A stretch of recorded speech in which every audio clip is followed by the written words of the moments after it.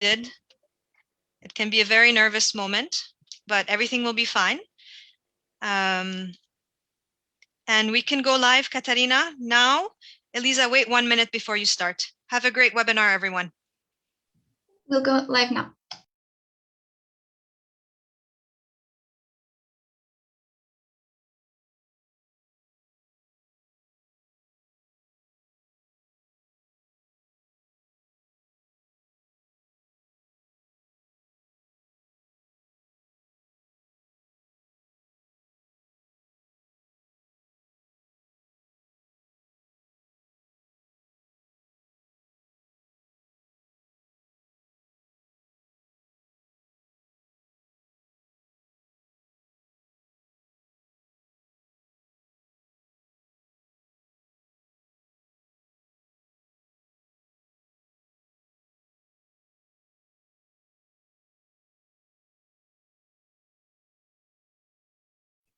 Hello, everyone, and welcome to the third webinar of the Youth Series with the framework of UNESCO's Futures of Education initiative. I am very happy to see you here today. My name is Elisa Guerra. I am a teacher, a mother, and a member of UNESCO's International Commission on the Futures of Education. This initiative, the Futures of Education, aims to catalyze a global debate on how knowledge and learning can shape the future of humanity and the planet. On one hand, it relies on a broad, open, consultative process that involves youth, educators, civil society, governments, business, and other people as well. And on the other hand, on a high-level international commissions of thought leaders from diverse fields and different regions of the world. We just can't explore the futures of education without the voices of young people at the center of this discussion. And this is why UNESCO has partnered with the Office of the Secretary General Envoy on Youth, which has been advocating for the empowerment and meaningful participation of young people, as well as promoting positive contributions made by youth to advance the sustainable development, peace building, and human rights advocacy. Hence, this youth webinar series, which target and is led by youth, has been designed to explore young people's perspectives on how education needs to be reimagined, looking towards 2050 and even beyond. Each webinar features a dynamic panel with youth from around the world who discuss and debate on a particular topic. We listen to their ideas and then we bring them back to the Commission for further discussion. Now, each webinar addresses broader questions around young people's views on the possible and fundamental transformations on how societies, politics, economies, and cultures may be organized in the future. And more specifically, what education systems and schools may look like in the future. Each one of these webinars also addresses the questions through a very specific lens. So the first webinar that we had focused on the futures of indigenous knowledge and education, and explore how indigenous education and traditional knowledge could help contribute to the future that we want, the futures in plural that we want. The second webinar focused on technology and education, which of course it's a topic that has been very in our minds in the last year. Today, in our third webinar, we're going to turn our attention to the future of education for children and youth with disabilities and for neurodivergent learners. Now, we are going to address inclusive education because it is a priority if we are going to meet the targets of the 2030 agenda on the SDGs. So we have a long way to go from ensuring that all people, regardless of their sex, age, race, ethnicity, their ability, their location, or whatever social characteristics they may have, we want that everyone to have equal access to education and to be able to benefit from education, from quality education. But still, a large-scale exclusion of children with disabilities is remaining the reality in many countries, in too many countries. Look, it is estimated that 32 million, or 1 in every 3 children with disabilities, are out of school as of today, which may be even worse because of the pandemic, of course. So there is still room to make progress and to remove all these barriers that prevent learners with disabilities and neurodivergent learners from having equal rights and opportunities to benefit from the education, the kind of education we want for everyone. Okay? With that, I want to welcome our panelists for today. We have a group of very enthusiastic and energizing young people. We have Gabriel Heredia from Argentina. Bienvenido, Gabriel. Gabriel is an activist for the rights of persons with disabilities with the Inter-American Institute of Disability and Inclusive Development, or IDI. Then we have Sylvain Obedi from the Republic of Congo, a national youth gender activist, human rights activist, co-founder of Enable Disabled Action, IDA. Then we have today, welcome you all, Sylvain. Then we have Georgine Ovura from Kenya, the director of Studio Kenyan Sign Language and Ekitabu. And finally, we have Mein Titiporn from Thailand, from the Network of Music and Arts for Persons with Disabilities. I am very happy to have you all on board today for what promises to be a very interesting discussion on neurodivergent learners and their futures in education.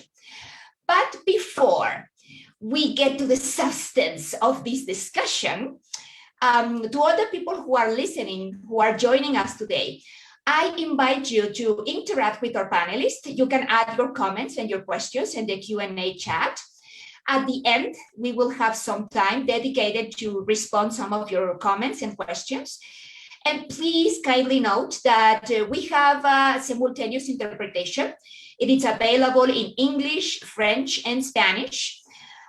We also have interpretation in International Sign Language and also in Kenyan Sign Language.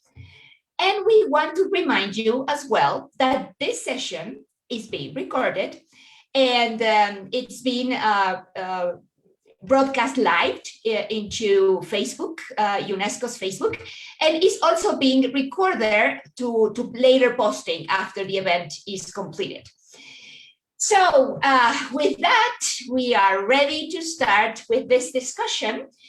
And let's start on a high note. Let's talk about the future, but with a positive upbeat. And I would like to make the first question. I will ask our panelists to please respond in 1 minute. I will be timing you. I am a teacher. And share your thoughts. So I am going to start with Gabriel. And I am going to post this question in Spanish so we can have some language diversity as well. And of course, because Gabriel is a fellow Latin American, he's from Argentina. I am connecting from Mexico today. We are happy to have people from all over the world. Gabriel, bienvenido a nuestro panel. Welcome to our panel. Y basándonos en tu experiencia so on the basis personal, of your personal experience, I would like to ask you, ¿qué es lo que más esperanza te da what generates en most cuanto hope a los when it futuros de la comes to educación, en the cuanto a los future of sistemas education educativos and y educational cuál es systems? su acercamiento hacia And hacia un nivel más equitativo what are their para approaches todos to los aprendientes making con education more discapacidad, con inclusive for learners with discapacidades o disabilities or neurodiversos? neurodivergent learners? Bienvenido. Welcome.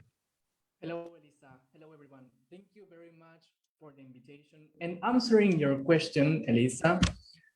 From my experience, I think it will be very important that the educational focus be placed always on the students. That each student can learn on their own time, and their learning support needs be respected.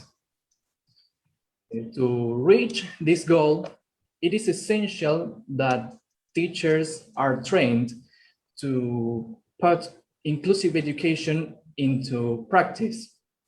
We need governments to take note of these needs in order to bring about the change. For me, the possibility of accessing an inclusive changed my life. Thank you so much, Gabriel. You were right on focus, on right in time. And yes, I think we can all agree that teachers training is crucial. It's really important if we want to make a difference. Now, let's go to Mind. Mind, to what extent do you agree with what Gabriel have just said? And you can also speak about what you are hopeful about. I totally agree with Gabriel. Thank you for your very useful perspective. As for me, let's imagine how wonderful if we were living in the world where every learner with disability can access quality education and be free from stigma. Teachers or trainers can use technology to offer a variety of learning opportunities for their students. And what suits one learner with disabilities might not suit the another. It's all about creating a world that is diverse with options and flexibility. A world that is ready to welcome you to learn irrespective of your ability or disability. Thank you so much. Thank you so much, Mind. And of course, if we talk about hopes, sometimes we also need to talk about the challenges, what lies ahead that may scare us. And I would like to turn to you, Georgine, now, and ask you, based on your professional and personal experience, and in particular regarding with education for the hearing impaired, is there anything that scares you about the future of education of learners with disabilities? Yes, of course. Thank you so much, Elisa, for that. So if you look at the context, for example, now during the COVID-19 pandemic, of course, a lot of learning has moved to digital learning, and that means that most of children with disability have been left behind, and most of them are, of course, very much marginalized in the society. So the gap will continue to expand if we do not have any accessible learning materials for them. The other thing is, as my colleagues have said on teacher capacity, most of the times they are not skilled, for example, to use technology, and that means that becomes a very big barrier. So when you're talking about technology in education right now, then the children are left behind because you don't have accessible learning materials. And so it's our responsibility to think of what we can do in the classroom. And finally, the voice of persons with disability and their life experience. Sometimes, of course, they are left out, and we need to learn on how we can fully support them because they are interested in technology. And sometimes we need to pause and think, if we have technology, then how does it benefit persons with disability? Thank you. No, thanks to you, Georgia. Yes, of course, the topic of teachers and technology is something that we expect to come around a lot as we continue still in this pandemic. Now, Sylvain, let me turn to you now. Did you agree with what Georgine has just said? And if there is anything else that also concerns you about education, what will it be?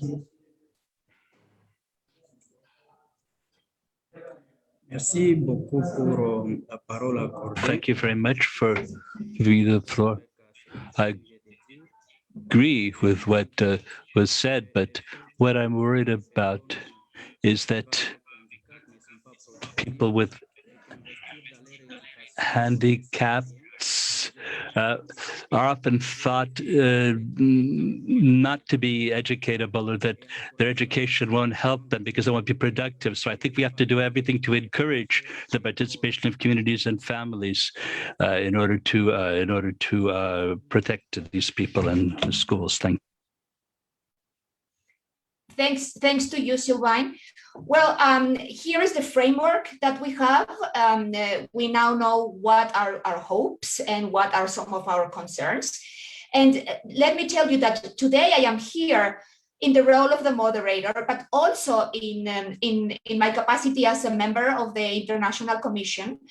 I am really interested in everything that you have to say, and also everything that the people that is listening to us this morning, afternoon, or evening, depending on where you are, can also put into the discussion.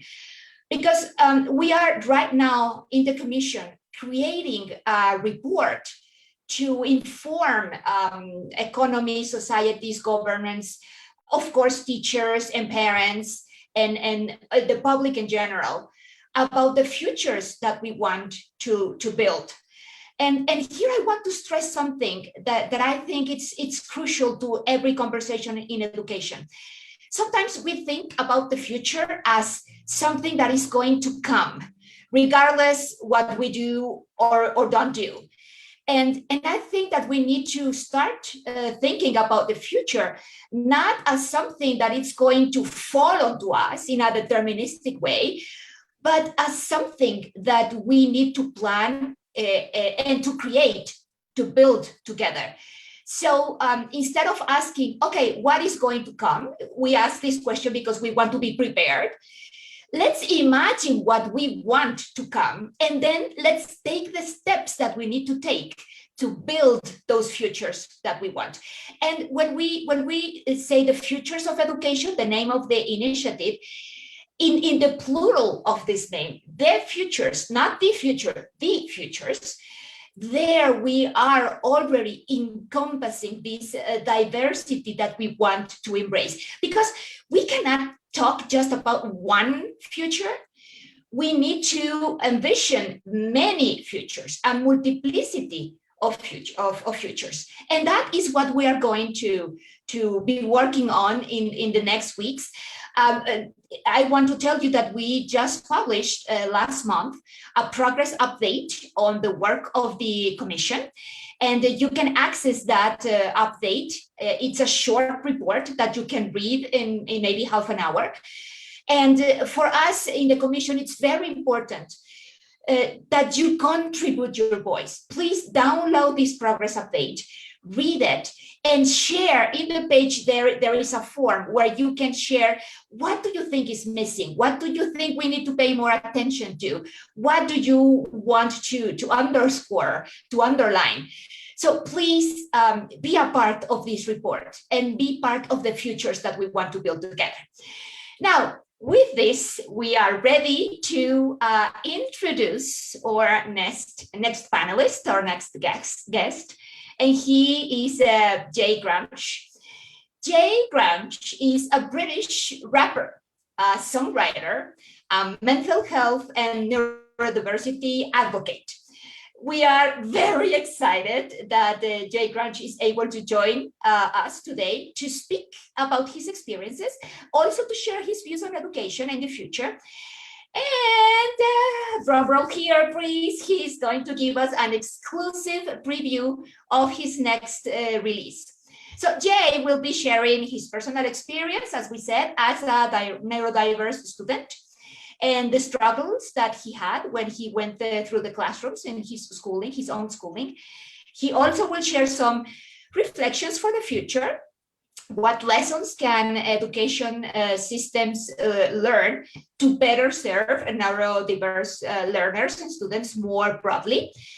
And he will also address topics related to reducing the stigma and bullying, which is also, I'm sad to say, a large problem. And whatever we need to gain a better understanding on neurodiversity.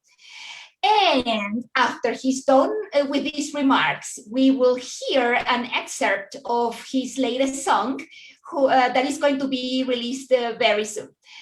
So we are very excited to have you here, Jay Grange. The floor is yours.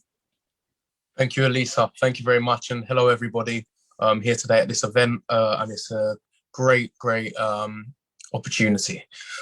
So my name is Jay Grange. I'm a British rapper and songwriter. And as Elisa just said, a neurodiversity and mental health advocate.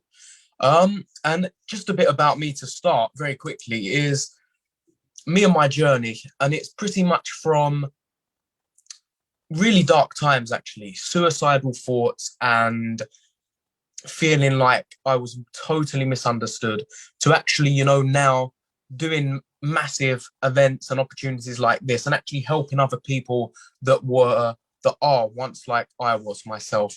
So I did have a difficult childhood. I always felt different. Life wasn't good at all. I was diagnosed with ADHD by the age of 16. And by this time, I'd been excluded from school many times, was in trouble with the police many times too, and as I just said, contemplated suicide. I was sent to a pupil referral unit where I started getting better support. I found my music, which I do now, and a passion for helping others.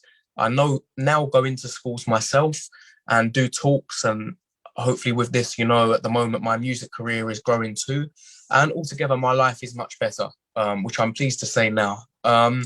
So a typical day in life for me as a neurodiverse student was extremely traumatic, often traumatic.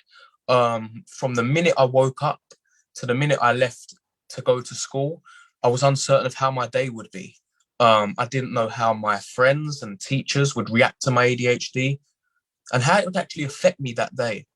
Would I be excluded again? How would my family react? How would my friends react?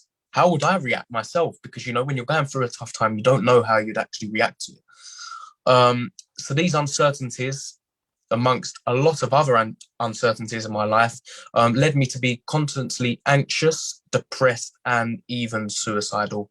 And I hate to keep bringing that up, but I have to because it's so important in the grand context of what I'm talking about today. I felt that my difference was a bad thing and that I was the only one feeling misunderstood and discriminating against. I became increasingly frustrated that teachers only saw the negative side of me and never the positives. And the stereotyping was constantly lowering my self-esteem and confidence, and I did feel alone and trapped. I'd like to talk now about neurodiverse people on a whole and persons with disabilities in education and what teachers and the staff should know. Now, all young people are different, and that is a great thing. We should embrace that. 39% of young people in the UK, the United Kingdom, where I'm based, will be excluded from school that have ADHD. Now, that's just ADHD. That isn't autism, dyslexia, and other disabilities or neurodivergent. Something is wrong with our education system when this is allowed to happen, unfortunately. There is many issues, including a lack of training, and awarenesses of differences needs addressing massively. The curriculum is outdated. Therefore, many students are becoming less engaged with lessons, especially those that are neurodiverse. An often myth is that we have more weaknesses than, and I put this, normal young people, which is not true, and I hate using the word normal too. We have as many strengths as anybody else, and that is fact, not an opinion, as far as I'm concerned. We can be successful and live amazing lives. It's believed that 30% of companies' CEOs are neurodiverse. So all these successful people you see, 30% of them are neurodiverse. Schools must find a solution to this and also fund the problem. There needs to be funding there because it's absolutely massive, and there can't be the normal moving it on to other people, the problem. It has to be done here and now. Schools and teachers know that they should know that neurodiverse young people need connection. It's all about connection and having a sense of belonging where you are. If you like somewhere or you feel safe somewhere, etc., you are going to be better there and enjoy it more. Having positive human connections is important for everybody, of course, but especially those with disabilities and that are neurodiverse. And most people with ADHD, unfortunately, are undiagnosed. And 90% of girls with ADHD are believed to be undiagnosed because they do not display the same things that boys do. So, you know, a lot of people say that guys are more energetic and out there and, you know, make themselves known, but actually girls are the ones that are mainly undiagnosed. So what should be changed in the education system for those that are with disabilities and that are neurodiverse? The education system, it needs to celebrate differences, our differences, as this will not actually help just us individuals that are neurodiverse, but help end inequalities and divisions in school. And then also not only in the education system, but in the wider society. A one-size-all approach to learning has never been more appropriate and divisive, especially in the 21st century right now. Things are rapidly changing. And unfortunately, I feel that neurodiversity is still lacking behind everything else. There should be neurodiverse and disabled role models that focus on the strengths of each individual in schools. Now, as I said before, I go into schools and I've had brilliant feedback from this, and everybody seems to really be engaged with me. And I think it's because it's something different and it needs to be out there more. Maybe not intentionally, but unfortunately, the education system creates early years divisions and inequalities by actually not teaching and supporting disabled young people fairly. This is why there's a massive amount of bullying out there and a lack of understanding from even the ones that are closest to you, even your own family members and your friends. We should ensure that neurodiversity is seen as a special ability and not an inability. How changes in education could help me? Better and more appropriate training for teachers, 100%. A teacher who cared and understood was more important to me than one that might get me great grades. A 21st century focused curriculum, I think this point's massive because, you know, we are in the 21st century. And as I said before, the world is changing quickly. There needs to be a system that acknowledges we're all unique and we learn in different ways and also have different passions in life. We all have a different passion. Everyone that's sitting here now has different passions. There needs to be shorter, more focused lessons. With this, I'd say quality, not quantity. I think shorter lessons where you learn more and you enjoy it more is better than an hour-long lesson over in the UK where you might get bored towards the end and start becoming fidgety and misbehaving, especially those that are neurodiverse. An option to use abilities and strengths. So maybe me as a musician, maybe writing what I learned in my English lesson as a rap or as a track in general. And also being taught by someone who's neurodiverse or disabled, because I think there's very few teachers who actually admit to it. And if they are neurodiverse, I can't see how they are relating to me because I never experienced that. So the education system, is it fit for the future? Not just people with a difference, but actually for everybody. I think schools are overly focused on preparing young people for employment in jobs that currently exist. But I know that, and I've read this up, that in 10 years' time, 70% of jobs do not exist today.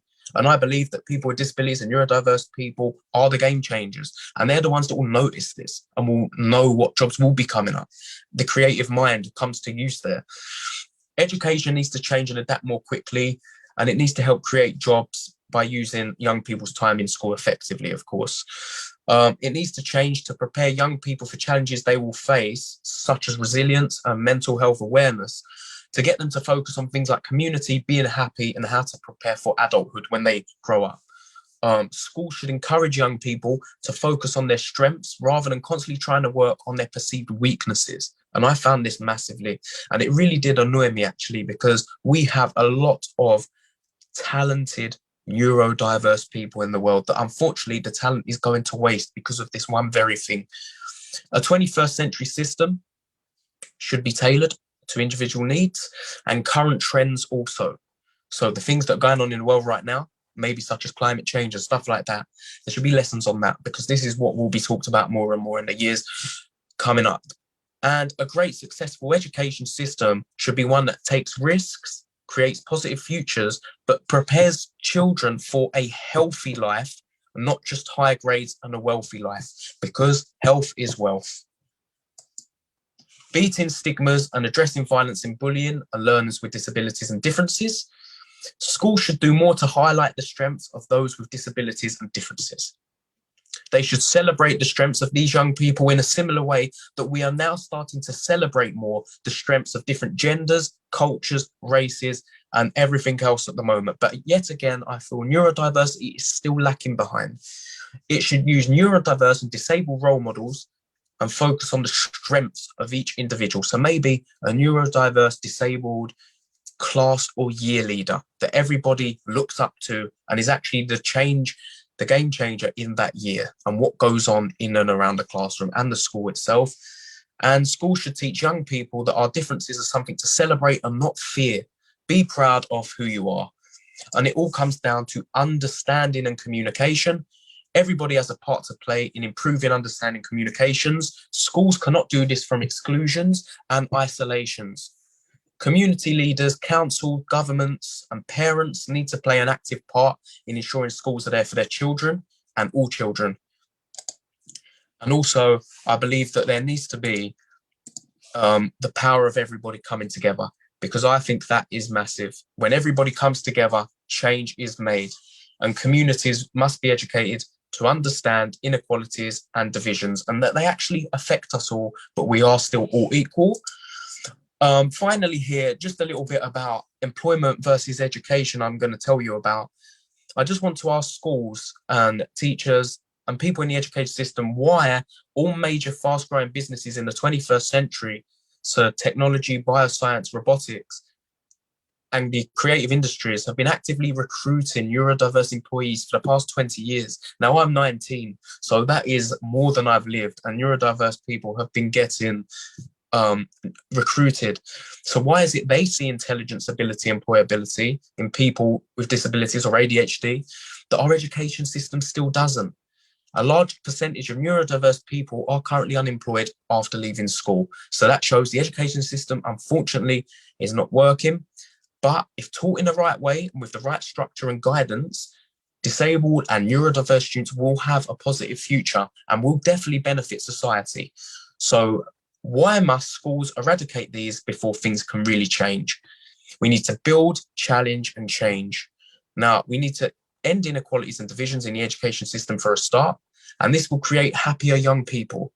We need schools to be a community that challenges fairly, builds bridges, and pulls up the things that are discriminatory. I heard a song recently play, and be a musician myself, I have to bring it back to a song, that had the lyrics, instead of trying to leave a better planet for our kids, let's leave better kids for our planet. So we need children to create and to make this planet better.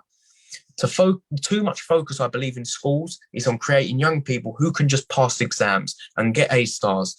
I recently saw a survey in the UK that said 70%, just below 70% of parents in the UK would prefer their child to be healthy and happy than have high grades.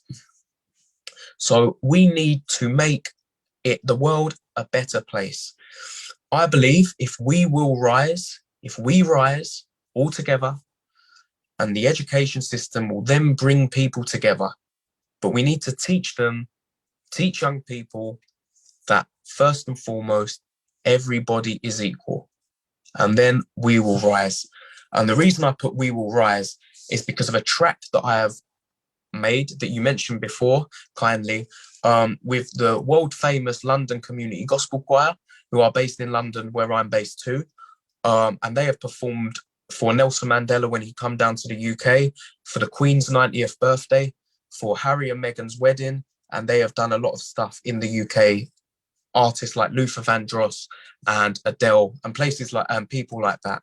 And it's a cause-related track that highlights neurodiversity, inequalities in society, and how important it is to come together. Now, please do not share this track once I've played this. It will be released officially in the summer, and I will share it all with you then. But this is just a little snippet that I'd love to play for you, and then just give you a quick rundown of some of the lyrics that are in the track. And I believe that United Nations has that.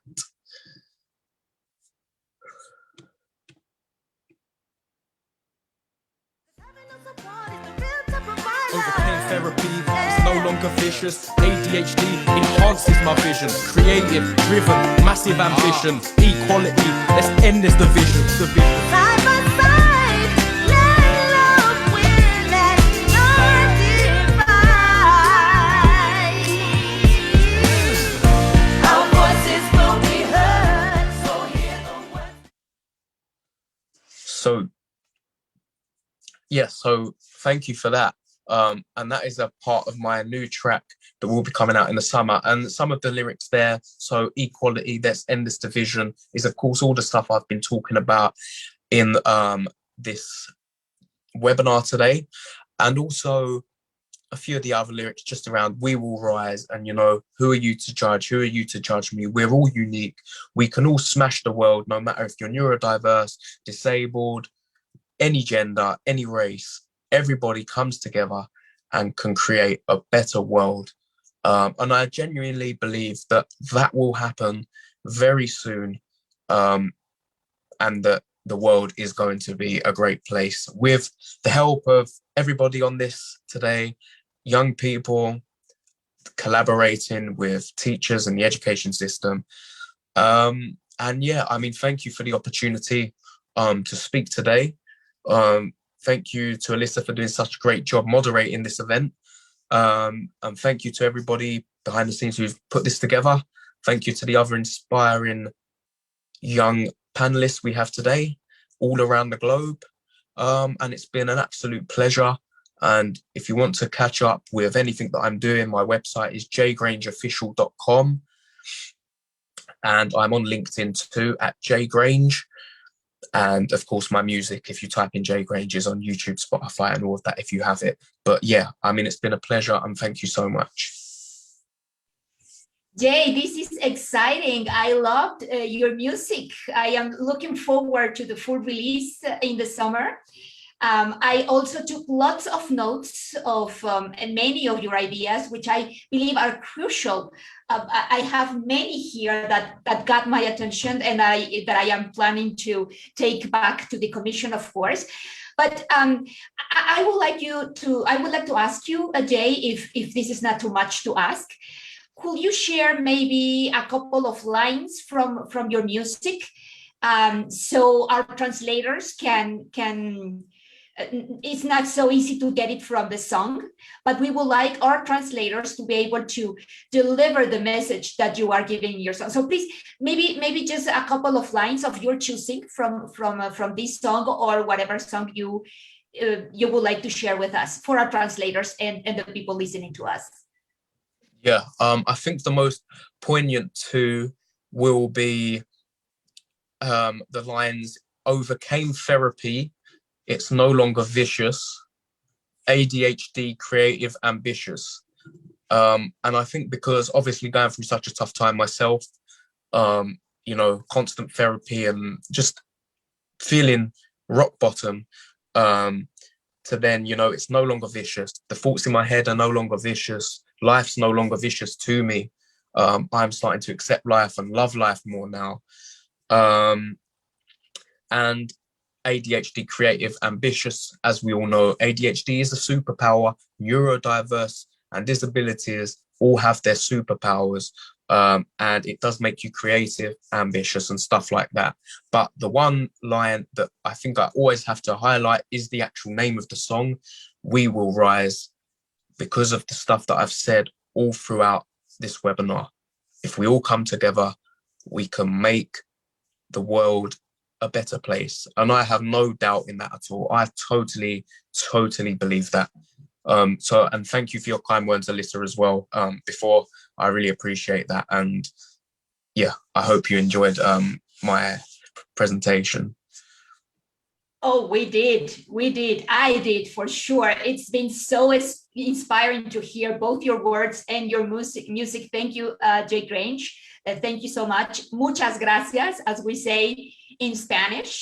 I really can't wait to see what is going to come from your talent. You're a very talented young person, and I am sure that the future is really bright. It's looking really bright from you, and I am so happy about that. And I would like, of course, that every person in the world, with or without disabilities, whatever their social characteristics are, have the same chance as you did to find your passion and to see it through, to shine it through. So thank you, that was brilliant. And may I please invite our panelists to put on their videos again. Mind and Sylvain, please everyone put on your videos again so we can continue with this discussion. I'm sure you are feeling just as energized as I feel right now. Now we're going to keep on discussing these topics. And I would like to address you, Georgine, right now. And I will switch to Spanish just to keep this a little bit more diverse, also in the language front.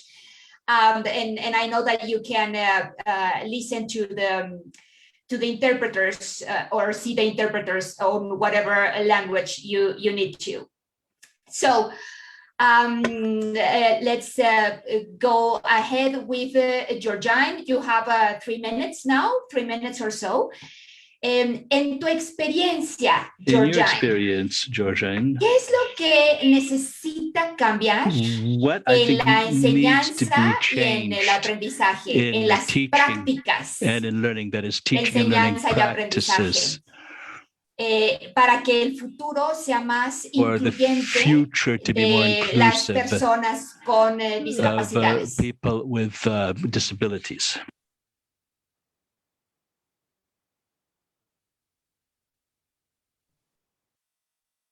Thank you, Elisa, for the question. As I mentioned before, for the future, it requires evidence. Ed Technology Hub, the system review, the system for learners with disability for primary school setting. They lack serious evidence. But the support of ICT intervention in lower capacity income countries. So now if we dive into the lack of evidence gap with commitment to improve learning outcomes and inclusion for children with disabilities, this is the way forward. Secondly, technology brings ways to make learning more accessible and lower the cost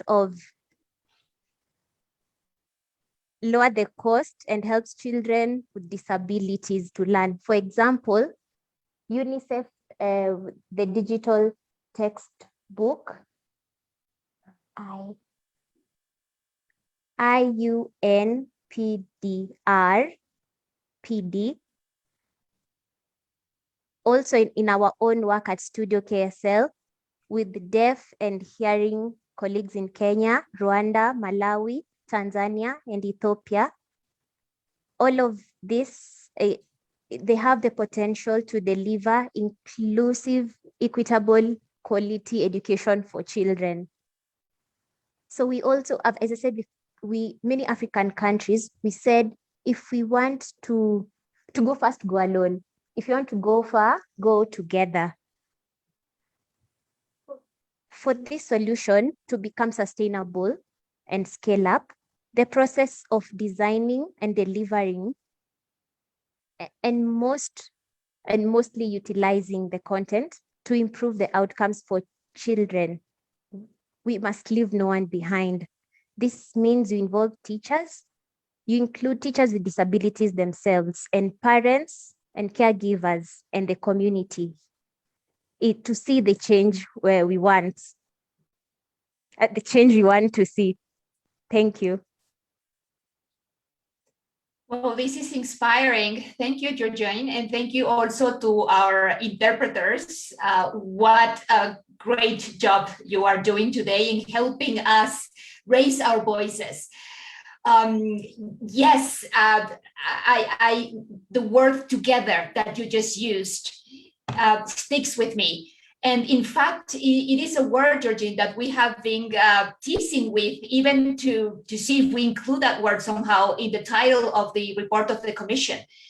because that encloses so much. Together is the way. Together is the way. Individualistic outcomes, individualistic pathways are short-lived. The only way that we can travel far, of course, is just as you said, if we go together. So thank you about that. Regreso nuevamente al español I'm now y going to ahora revert to Spanish. quisiera I would like to platicar con Gabriel. speak to Gabriela. Gabriel, en 3 minutos. Gabriela, in just 3 Tú eres minutes. una persona joven Can y you, tienes experiencia I mean, you are a creando young proyectos person, you have experience para with gente creating joven en projects Latinoamérica. for young ¿Cuáles tú people in crees que Latin sean America. los What principales do you estereotipos think are the main que enfrentan las stereotypes personas faced con by discapacidades en el people mundo de la with educación? disabilities in the world of education? Well, there are several points to address about stereotypes of people with disabilities.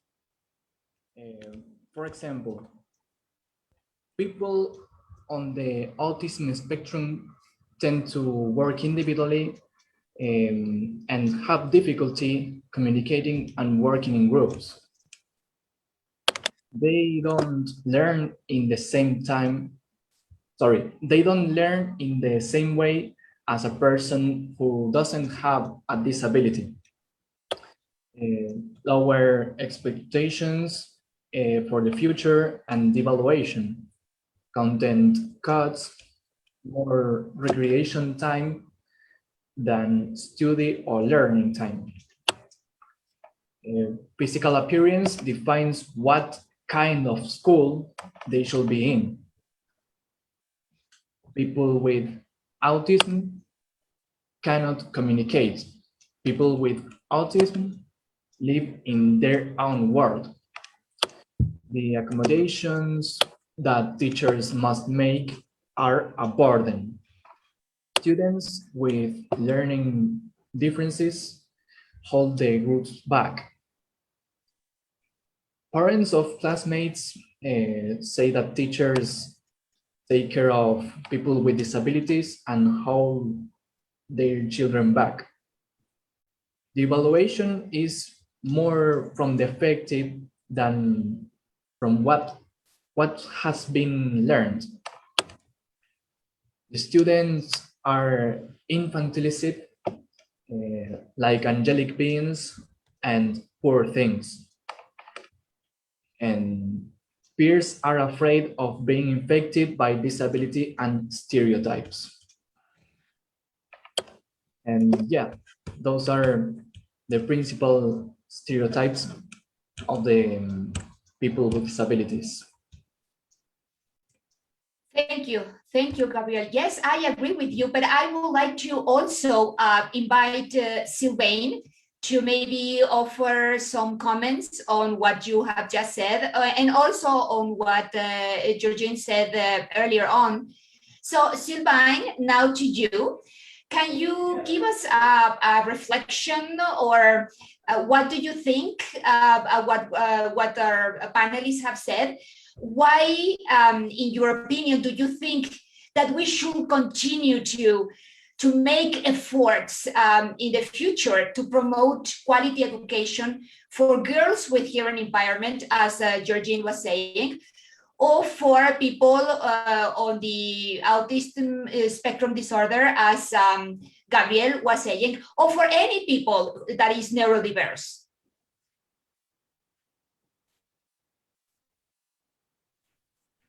Merci beaucoup, Elisa. Thank you very much, Elisa.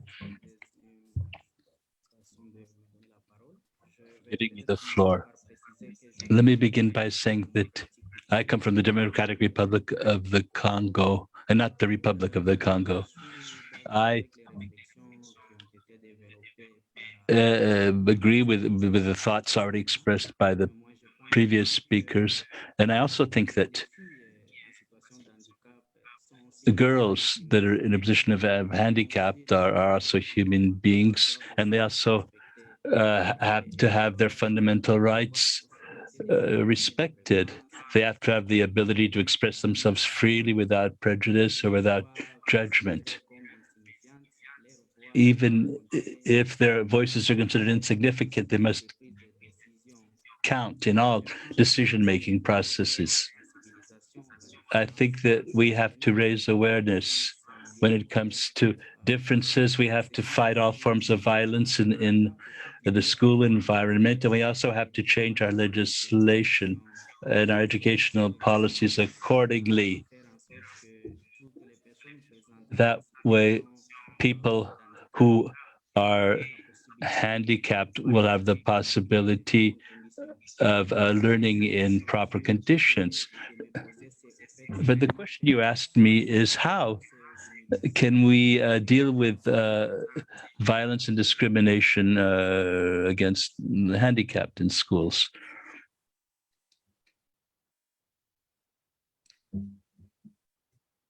Thank you.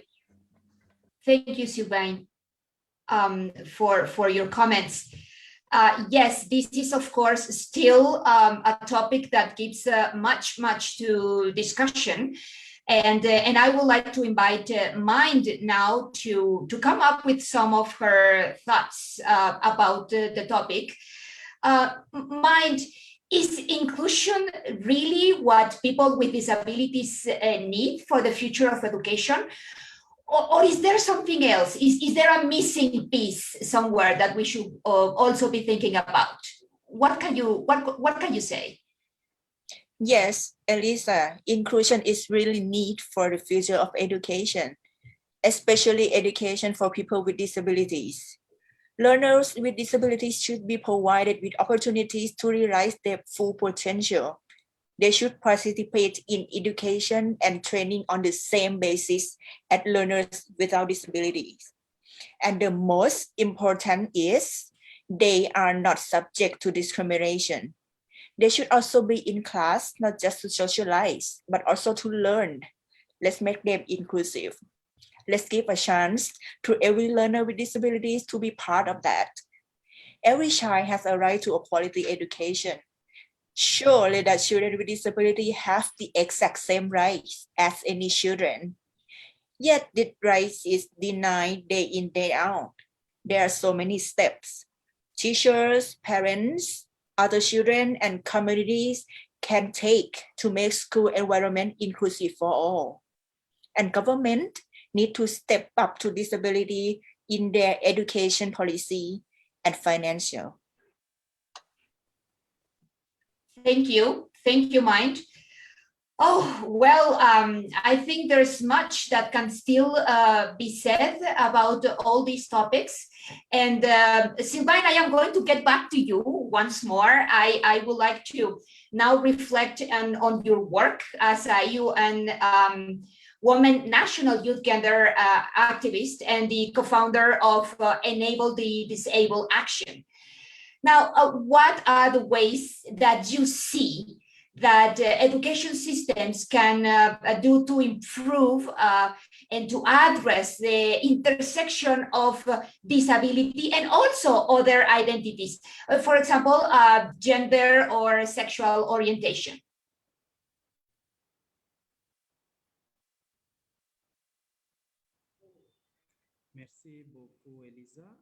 Thank you very much, Lisa. I think that if we're to succeed, we have to have an approach that takes account of the specific needs of those with disabilities. And that means that that those with disabilities have to participate in the evaluation of their own needs. So, therefore, in educational planning, we have to take account of the needs of the people who suffer from the communication problems. We also have to have sports adapted in the schools and in the education centers in order to reinforce a social cohesion. And we also have to see that educational systems are supposed to be universal. They're supposed to host all sorts of learners. So we have to train the professionals and other learning assistants in order to take account of such problems. Thank you. Thanks to you, Sylvain. Yes, and I still have this word on my mind that was just shared from Mind's remarks about the potential, or human potential, or an immense human potential, and how every human being has the right to see that potential come to fulfillment. But now I want to go back to Gabriel. Gabriel, let's continue our discussion. You know, something that struck a chord with me when we were listening to Jay Grange is that he said that health is wealth, and how our education systems should not only prepare our children and our youth for cognition success, but also to be healthy. And you made a point also about the importance of well-being. So in your opinion, what is the role of education in promoting sports, and especially for children and youth with disabilities, and how should that change in the future?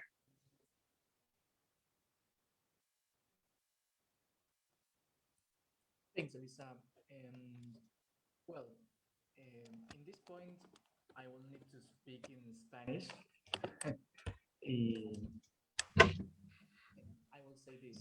Realmente debemos We need to guarantee inclusion, and we have to be aware of the rights of people, whatever their capacities or conditions may be. We have to recognize that they have a right to live in their community. So we have to guarantee a good education based on equal rights. And it's also important to consider training offered to relatives, professionals, teachers, and institutions that take account of the rights of people with disabilities, the different modes of learning. We also have to create a school for all, a school in which we can all be on the same road. Thank you. Thank you, Gabriel. Yes, of course, we need to be on the same road. I think that we can also speak about the arts. Of course, the sports is a very important part of everyone's education, but also the arts that build up our spirits and mind. I think you'll be the best person to answer these questions. You have been working precisely to enhance the artistic skills and the social development of children with disabilities, and you have been using for that musical instruments and the arts and fun activities. Can you tell us a little bit more about what you think about the role of music and the arts in fostering more inclusive education systems in the future? Mind? Yes, Elisa. Many of students with disabilities need therapy, right? As we all know, music and art are really good for healing mental health and reduce stress. It also can help improve the quality of life for PWD. There is abundance of evidence in which indicates that music and art has a positive impact in inclusive education. It's opened the door to the new way of learning and teaching. They are not only effective, but also fun and interactive. Inclusive education or inclusive classroom is the classroom in which students with and without disability learn together. So teacher or trainer needs to have a variety of strategies and techniques to use to create a productive, accessible, and successful inclusive classroom. I am one of teachers in inclusive classroom. My classroom uses music instrument and fun activities to develop social skills of children with disabilities. Music instrument can be instructional media. For example, I wanted my student to learn about counting number. I adapt teaching technique by using music instrument by shaking instrument name the shaker in number of times that I want my student to count. And I evaluate the result by letting students shake the instrument in the number of times that I have asked them. This can make students in my classroom enjoying learn and reduce their stress. And about art, it helps students show their ability, express themselves through their artworks, and to show their artwork to friends in classroom to explain what is their inspiration, to let classroom members understand and know more about them, to be accepted by friends, and to break the wall of differences and discrimination. This is inclusion in action through a medium art that can be infinitely adapted and reinvented.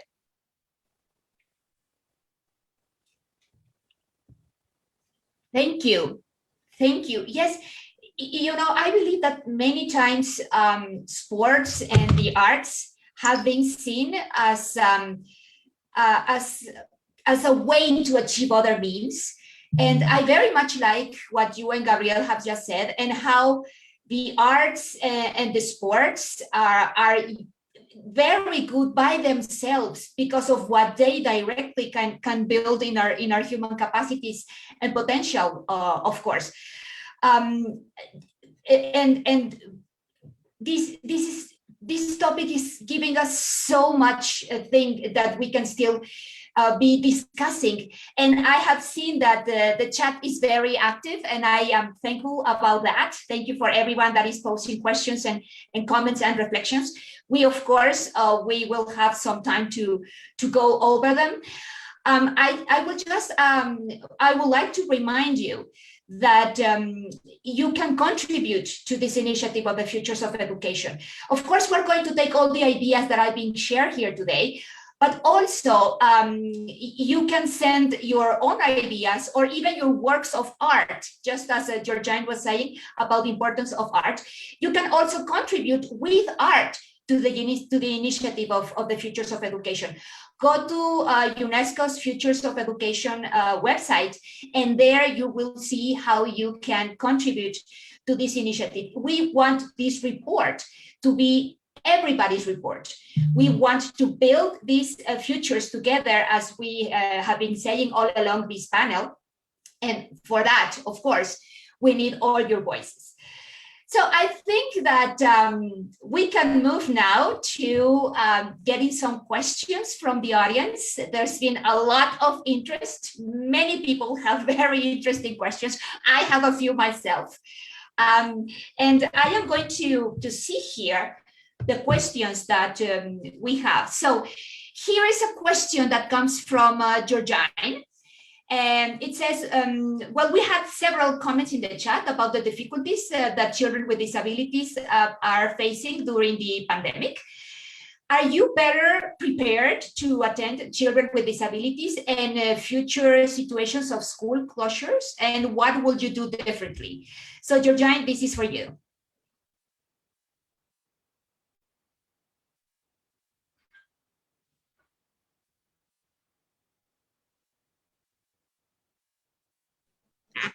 Yes, so thank you so much, Eliza.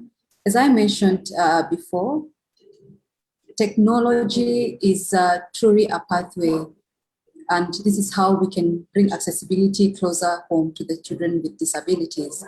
So part of our work at eKitabu and at Studio KSL is to make content accessible for all children and including children without disability. So as I mentioned earlier, part of my fears is that children with disability don't have accessible materials. But I believe if the government, the ministries of education come together, we can address this issue of accessibility for all children. And then we'll be able to achieve whatever we want to achieve for our future and make sure that children can access technology. And also finding other ways of continuing with education for those who cannot go to school. For example, for now, schools are closed because of COVID. and also engaging with parents and making sure that while the children are at home, they engage, they learn together. Thank you. Thanks to you, Georgian. I am very happy that you touched on the point of parents. I myself, I believe that parents are crucial, of course, for everyone's upbringing.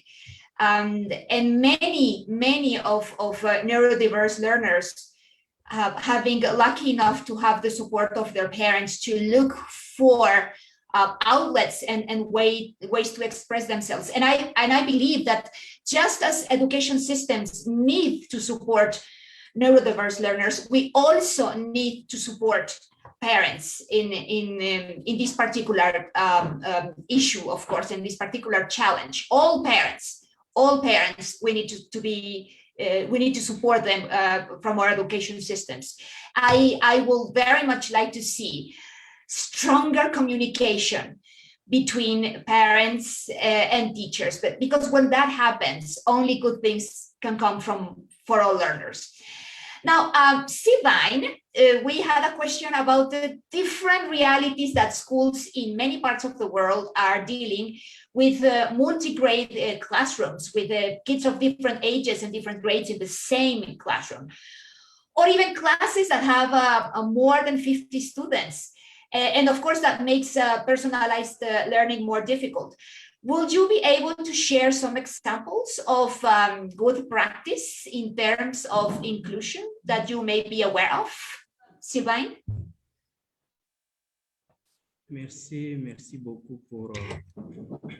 Thank you very much for that question.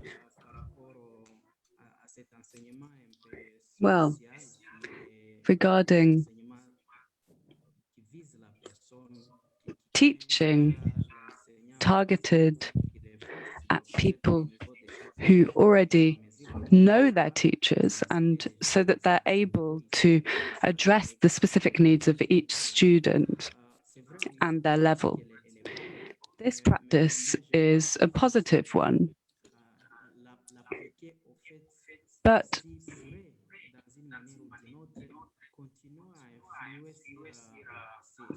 this could also serve to strengthen the forms of inclusion that we're talking about. We shouldn't be creating special schools just for people with disabilities. Of course, we can do this, but integration is also an issue in that case. They won't necessarily be able to work on their own. They will need to be working in companies with other people who are not disabled. So the way in which we teach is important, but we need to ensure that we've addressed all of these issues before we decide to install specialized education for these children. We need to first look at the context of education and look at whether the child will then be able to integrate society and community. Thank you very much.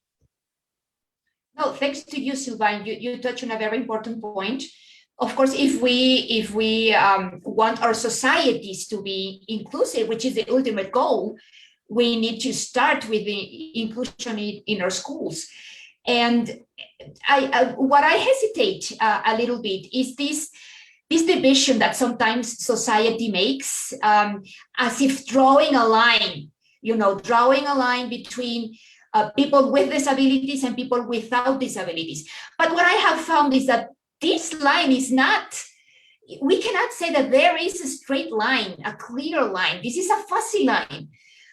We are all diverse, of course, and we need to make ways to create paths and bridges to be able to build together a more inclusive society and get rid of this narrative of us and they. And mind, here we have another question, and I think this one will be very good for you, because you talked to us about your work in the area of music and the arts. Can you tell us, somebody is asking in the chat, can you tell us how technology has become more integrated in the area of music and in the arts, especially during the pandemic? And how do you see this interaction between technology and the arts evolve in the future? During COVID-19, learning from home is the new normal for all students. Virtual classroom is allow both learner and teachers from different parts of the world to participate in live classroom. All that require is just laptop or even smartphone. So I think when you learning something from home, it's more comfortable than in classroom. And art and music is the relaxed thing. So I think if you easy to access to technology, is like a more positive to learn. That's it. Thank you. Thank you, Mind. Gabriel, I would like to pose this question to you. We have been hearing a lot of being inspired and reaching our potential. Was there someone in your own schooling experience that was particularly inspiring to you? Maybe a parent, a family member, a teacher, a classmate? And if so, what did they do to make a difference? What will that example be like?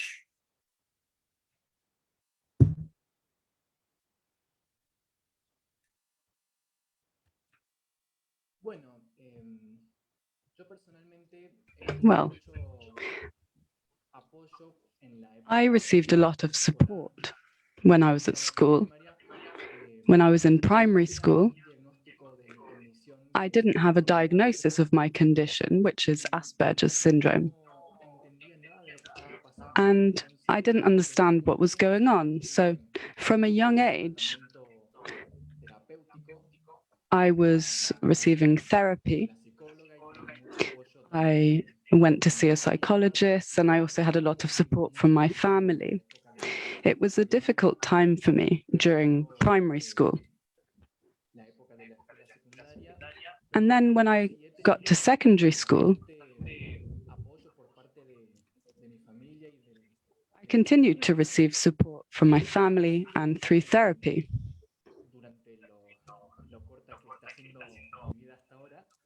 My life obviously has not been that long up until now. I'm still young. But I've had a lot of support, which has enabled me to be motivated and to move forward and share good vibes with other people.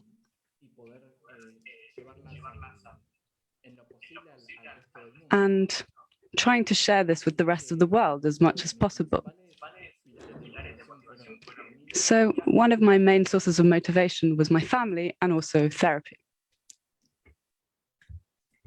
Muchas gracias, Gabriel. Creo que esta Thank you pregunta very la much, Gabrielle. podríamos hacer al resto de los I think we could panelistas. probably ask that question to the other Creo que panelists todos too. podríamos obtener un buen panorama de lo que es la inclusión y de lo que es el apoyo si podemos contar con esas experiencias.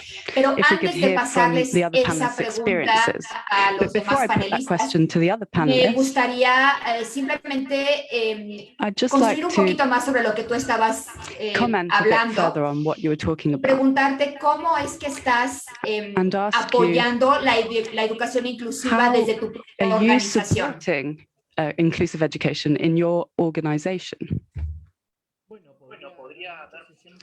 Well, I could give lots of examples of how we have been at MITA network fostering inclusive education. We're very focused on increasing the visibility of the reality of the lives of people with disabilities.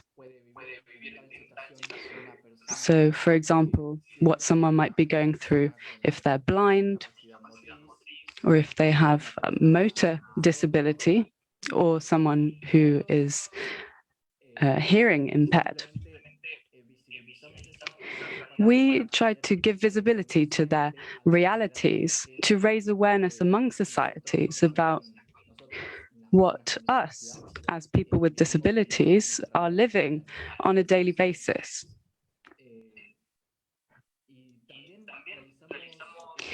And we also provide workshops to raise awareness and also to bring us closer, to foster a connection among ourselves and make us stronger, which will give us more motivation as well. So that's how I would sum it up in just a few words. Thank you very much. No, thanks to you, Gabriel. And I was saying that we would like to listen from other panelists about if they had someone inspiring them when they were growing up. I would like to pose that same question. You could answer that question very quickly in a minute or so we can keep up with the questions from the audience. Or you can also answer this other question. Do you remember that Jay Grunch told us that he said, I thought my difference was a bad thing, and it took a lot of work from myself to change that. So do you have any particular advice that that could help people with disabilities? What do you think about what Jay Grunch said, and what would your advice be to people with disabilities? So even you can say inspiring person, what they taught you, or your advice for people with disabilities from what Jay Grunch said. So Sylvain, let's go to you.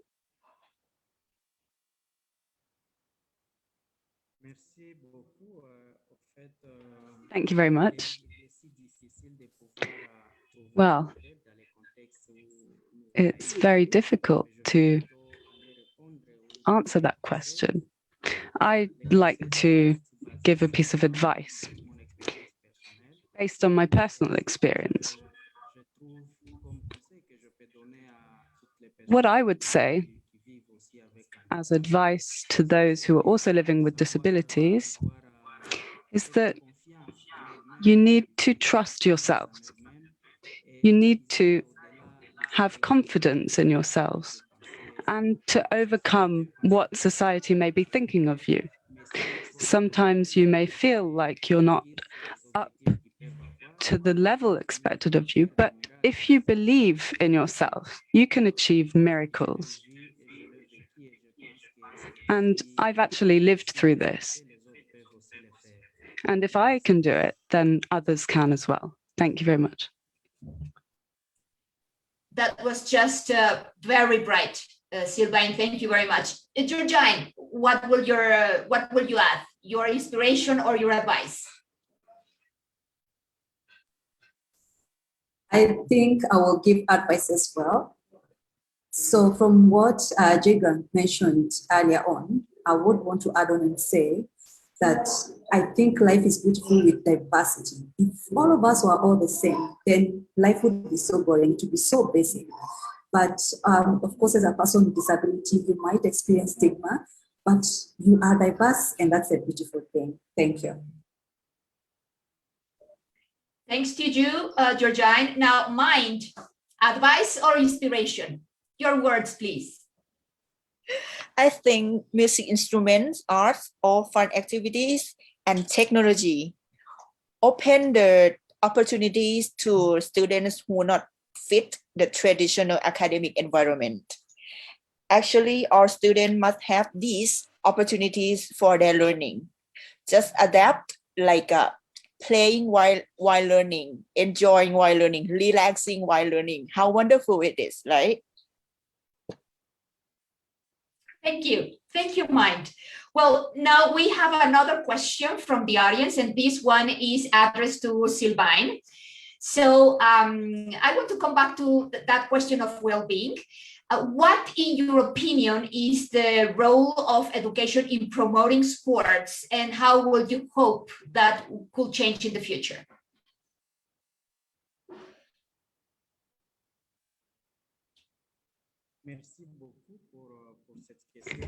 Thank you very much for that question. Well, the role of education in promoting sport is very important because, as it's always been said, we need to follow the motto, healthy mind, healthy body. If we're strong physically through sport, we can build resilience, we can resist certain illnesses. But sport is also something that brings people together. It promotes social cohesion. If you're exercising together, then you build relationships, you become a family. So if we can integrate sport in school, particularly inclusive sports, for people with disabilities so that they can play sports with other children, I think this is very important so that people can see that people with disabilities are playing the same games and they can make friends through this. So I really believe that sport can play a major role in raising awareness and changing mindsets and behaviors so that we can achieve inclusiveness and change the negative perceptions that society may have towards people with disabilities. Thank you. Muchas gracias, Sylvain. Thank you very much, Sylvain. A mí siempre me ha llamado mucho la atención cómo el modelo tradicional de escuela muchas veces hace a un lado el papel del movimiento físico y de los deportes, su vital importancia en la educación. El movimiento oxigena nuestro cerebro, nos hace físicamente más saludables, pero también nos ayuda a aprender mejor. Helps us better to learn. Sin embargo, en muchas escuelas alrededor del mundo tenemos expectativas poco realistas. Esperamos que los niños estén sentados casi inmóviles por largas horas y restringimos la movilidad que precisamente podría ayudarnos a aprender mejor. Por eso me parece crucial lo que has dicho y lo agradezco what you said mucho. is essential, and I really would like to thank you for that. Now, I have a question for Georgine. Georgine, somebody is asking us if you could please elaborate. Why do you think it's important not to give up on the education for girls with hearing impairment?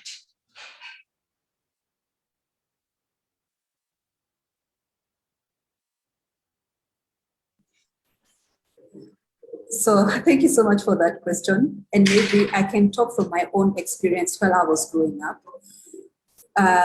I'm from rural area, very deep in the village, somewhere called Kisumu in Kenya. And when I was growing up, most of the girls who schooled together dropped out of school because, well, they come from poor families, and that means that they resort to fishing. And so people think it's not important to go to school. And so from my experience as a teacher, when I became a teacher and I entered into a classroom, I found that I have 35 students and only 5 of them were girls. So I wanted to know where are these girls going? And so I was told that the women are the leaders of tomorrow and the leaders of the world. We are the women, but we can't see the women in class. So that makes me not want to give up, because I want women to contribute in the society, in the world, and I want women to grow. As long as we benefit in the education, and especially for education of deaf girls, it means that we benefit the world. because we are benefiting the nation. Gracias, Georgine. Sí, una de las tragedias de la One pandemia of the tragedies brought about by the es pandemic no is solamente lo que ha that sucedido con la educación a not nivel just what happened global, with education sino que throughout the world, específicamente la but educación de las specifically niñas education ha sido for afectada de una girls manera was asimétrica. Y no adversely and sabemos asymmetrically cuántos niños affected. We y don't know how quizá many muchas más niñas children and habremos perhaps perdido a a causa de la lot pandemia. more girls than boys the schools have lost because of the And with pandemic. this, I would like to ask our panelists if any of you would like to say something related to the education of girls in the future. Open to Mind, to Gabriel, or to Sylvain. Any of you want to come with some words about that?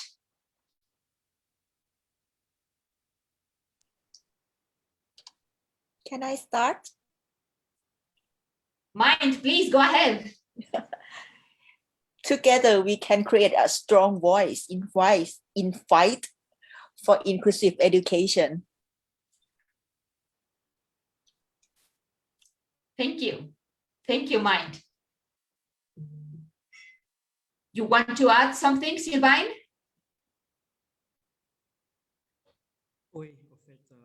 Yes, thank you very much.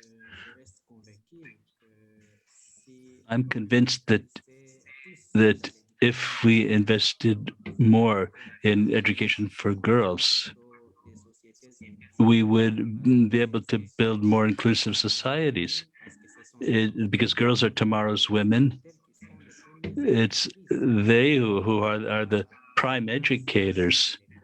Before a child goes to school, the child's first teacher is their mother. So we can invest in that. If we could invest enough in educating girls, we will be moving toward a more egalitarian world by the year 2050.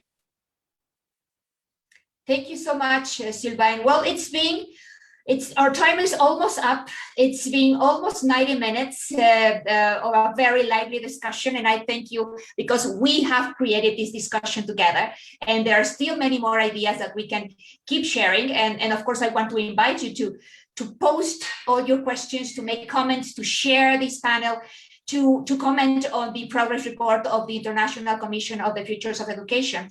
Now, this commission has made an effort to include all the voices and the concerns of people with disabilities as part of a broad consultative process.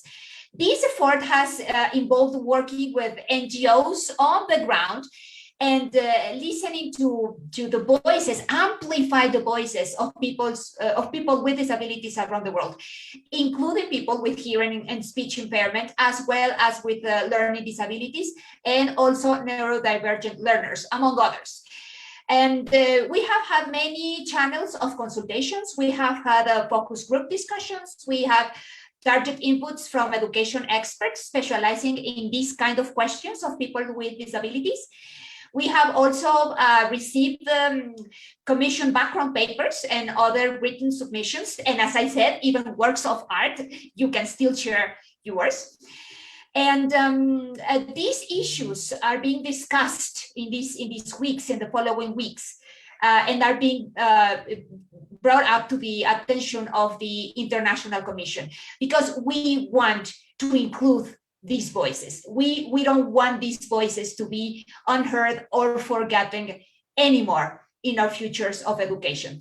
Now, we are very close to closing this panel, and I would like, please, to ask all our panelists, in 10 seconds, just a few words, your major giveaway, your takeaway for this session. In 10 words, in 10 seconds or less. Gabriel.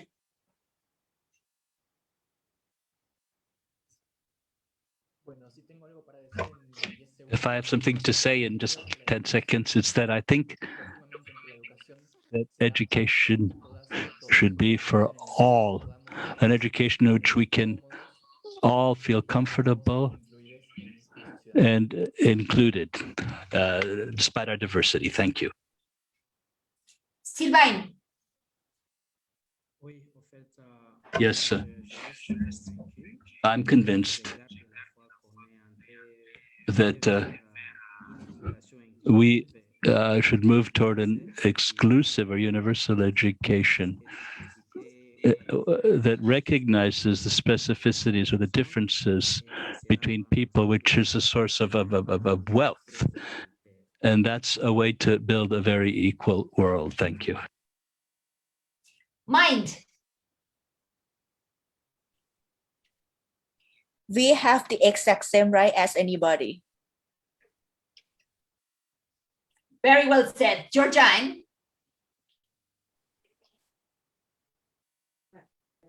As we are talking about inclusion, inclusive education for children with disabilities, let us remember that inclusion means all.